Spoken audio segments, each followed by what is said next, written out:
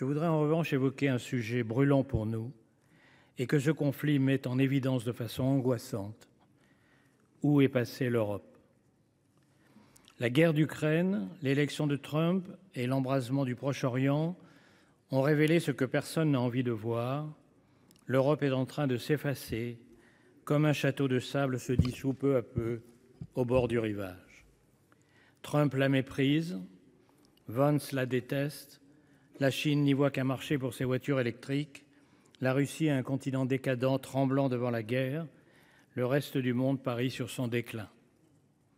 4 ou 5 fois par an, 27 chefs d'État débarquent de leur Mercedes noire et s'engouffrent dans le grand hôtel prestigieux d'une capitale historique, délivrent des discours prédigérés autour de grandes tables rondes ornées de fleurs, accouchent difficilement d'un plus petit dénominateur commun, et puis, heureux d'avoir frôlé le désaccord mais évité le pire, se congratulent de grandes tapes dans le dos avant de gagner le podium de la photo de groupe, avant que chacun reprenne son avion. En cas de crise, le scénario se détraque. Les contraintes de la frénésie médiatique ne peuvent attendre la convocation d'une réunion. C'est alors la course au premier qui trouve une idée.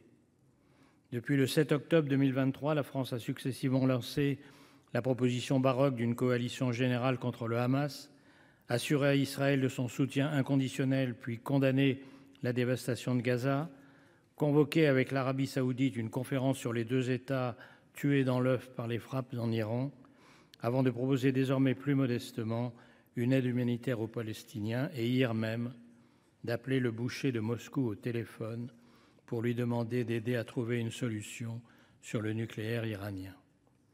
Aucune de ces initiatives n'a connu le commencement d'un début d'effet.